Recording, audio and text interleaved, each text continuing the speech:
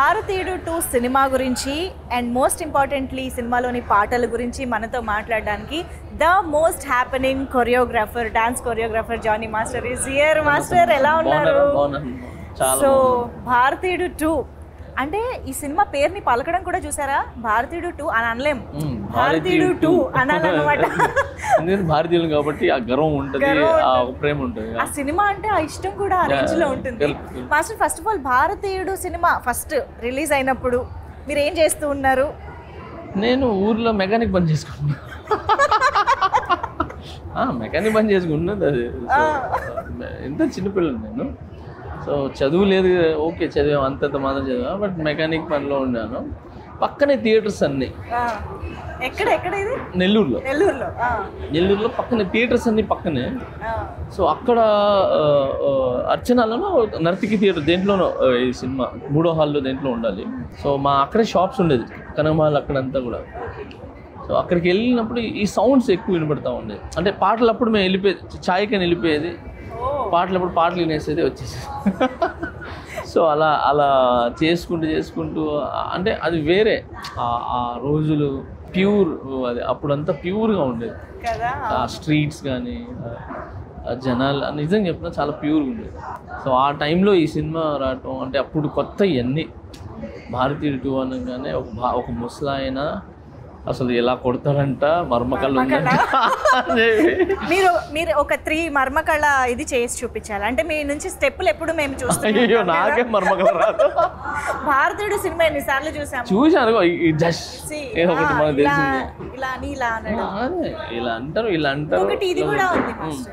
ఇలా ఏదో ఇలా పెట్టి ఇలా గుద్దితే ఎప్పుడైనా ప్రయోగించారు ఎవరి మీద? చిన్న సినిమా చూసి వచ్చిన అదే పని.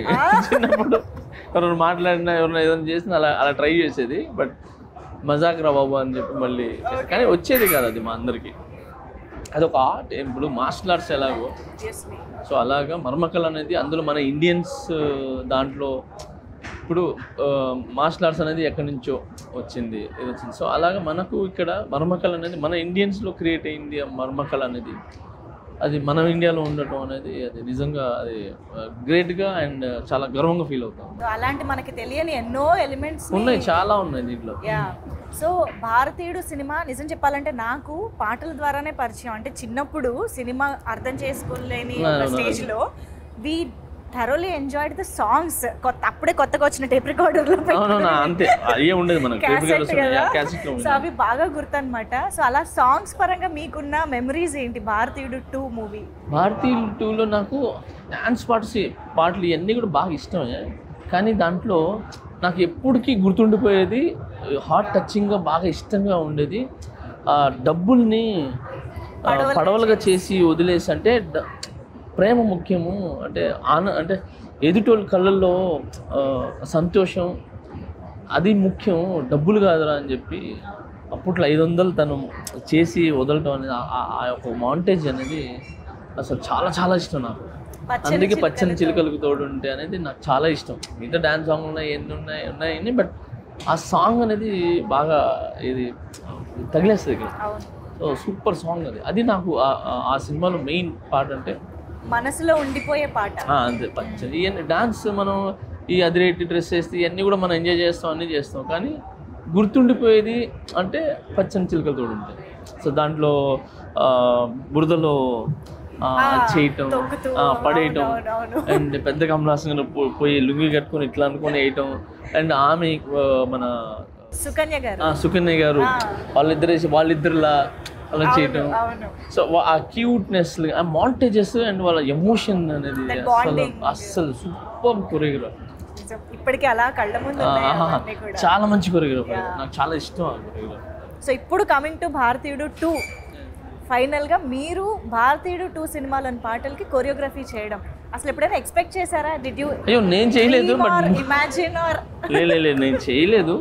కానీ నేనేంటంటే మిస్ అయినా ఈ 2 మేబీ 3 ఏదో అనుకుంటున్నారు కానీ నాకు తెలీదు, దాని నుండి చేస్తాను. బట్ దీంట్లో ఒక సాంగ్ అయితే నేను కంపోజ్ చేశాను స్టేజ్ మీద. అసలు చాలా చాలా బాగుంది. అమ్మాయి సాంగ్, అప్పట్లో మనకు ఓపెనింగ్ సాంగ్ ఎలా ఉంటుంది అలాంటి song. Shakalaka baby. Oh, so ఆ జానర్లో ఉండేదే. బట్ అది డిఫరెంట్ సాంగ్, ఇది డిఫరెంట్ సాంగ్. సో ఈ సాంగ్ కూడా పెప్పీగా ఉంది, బాగుంది. సో మొత్తం ఫారినర్స్ని పెట్టి నేను స్టేజ్ మీద పర్ఫామ్ చేపిస్తున్నాను. సినిమాలో ఇది నేను అప్పటికి శంకర్ గారికి నేను పరిచయం అవ్వాల. సో RC-15 మనం చేసింది, చరణ్ సార్ RC-15 చేసాం. దానికి ముందు 3 years ముందే పాటలు అయిపోయినాయి, షూట్ చేశారు పాటలు. సో అందువలన నేను మిస్ అయిపోయినా, లేదంటే ఖచ్చితంగా ఈ సినిమాలో చేసామండి. బట్ శంకర్ గారి సాంగ్స్ కి ఒక స్పెషాలిటీ ఉంటుంది. ఆయన ఒక్కొక్క సాంగ్ ని చెక్కి ఒక థీమ్ పెట్టి దానికి ద మేకింగ్ లో కానీ కొరియోగ్రఫీలో కానీ గెటప్స్, లొకేషన్స్ అన్ని చాలా వెరైటీగా ప్లాన్ చేస్తూ ఉంటారు కదా. శంకర్ గారు ఫస్ట్ డాన్స్ ఇవన్నీ పక్కన పెట్టి, అంటే ఎవరు చూడనిది నేను చూపించాలి. అది మ్యూజిక్ కావచ్చు, లేదనంటే సెట్ కావచ్చు, ఏదైనా డ్రెస్సులు కావచ్చు, మేకప్ కావచ్చు, లేదంటే పాటలో స్కీమ్, ఒక స్టోరీ కావచ్చు. సో ఇవన్నీ ఎవరు చూడని కన్ను నేను చూపించాలని ఎప్పుడు థింక్ చేస్తుంటాను. సో నేను RC-15 కూడా వర్క్ చేసినప్పుడు సేమ్ ఇదే, అంటే ఇది వద్దు ఇంకేదైనా చేద్దాం అని ఆయన నాకు ఐడియాస్ ఇస్తుంటే నేను ఈయనకి ఆడ నుంచి వస్తున్నారు బాబు ఇంత ఐడియాలో మన బుర్ర. ఫస్ట్ శంకర్ గారు ఒక ఐడియాతో వస్తారా, ఈ సాంగ్ ఇలా చేద్దాం, ఒక ఐడియాతో కాదు 100 ఐడియాస్ వస్తారు, అన్ని తీసుకుని వస్తారు. మేము దాంట్లో ఏం సెట్ చేయాలా, ఎలా సెట్ చేయాలా అని చెప్పి. But easy. ఓకే, అక్కడ proper technician, proper hard work, talented ఉన్నాడు అనుకోండి, వాడికి చాలా ఇష్టపడుతుంది ఆయన చెప్పి, అంటే ప్యాషన్ అయిపోతాడు తనకి. ఎందుకంటే అంటే కొత్త తను నేర్చుకోవచ్చు, తను కూడా ప్రూవ్ చేసుకోవచ్చు. సో శంకర్ గారితో వర్క్ చేసే అవకాశం దక్కింది, కమల్ హాసన్ గారితో చేసే చేయలేదు. But no problem.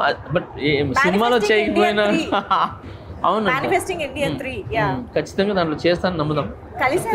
Kamal Haasan గారిని బయట చాలా ప్లేసెస్లో కలిశాను. బట్ ఎక్కువ మనకు అంటే ఎప్పుడు ఒక సాంగ్ కానీ వెళ్తే మనం ఫలానా అని చెప్పి చేస్తాను. నేను రజనీ సార్ని కూడా చాలాసార్లు కలిశాను. బట్ జైలర్ సినిమాలో మనం దగ్గరగా చూసి పిలిచి డాన్స్ చేయించి అన్నీ చేయించాం.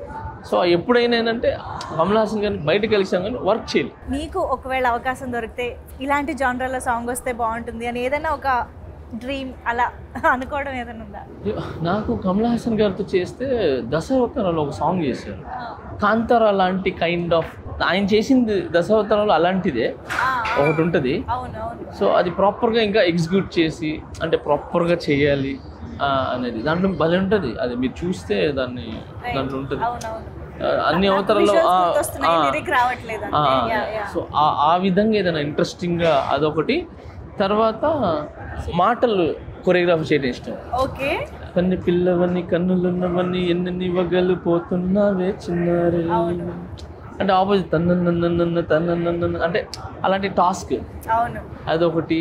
తర్వాత ప్రియతమా నీ వచ్చట కుశలమా నీ నిచ్చట కుశలమే, సో అలాంటి కొరియోగ్రఫీ చేయడం ఇష్టం. అయ్యో అది నెక్స్ట్ లెవెల్ సాంగ్స్. సో భారతీయుడు 2 సినిమా నుంచి ఒక ఆడియన్స్గా మాలాగా ఏం ఎక్స్పెక్ట్ చేస్తున్నారు, ఎలా ఉండబోతుంది అనుకుంటున్నారు? అంటే నేను భారతీయుడు 2 నుంచి నేను ఎక్స్పెక్ట్ చేసేది ఏంటంటే ఈ సినిమాతో దాంట్లో కరప్షన్స్ ఈ సినిమా వచ్చిన తర్వాత ఆల్మోస్ట్ కొంచెం మారింది. భయపడ్డారు అనమాట కొంచెం. ఎక్కడో అంటే భయపడటం కావచ్చు, లేదా మన ఇండియా మనం చేయకూడదు అనొచ్చు, లేదంటే ఇది తప్పు కదా అని చెప్పి 100లో 10% అయినా ఇదైంది.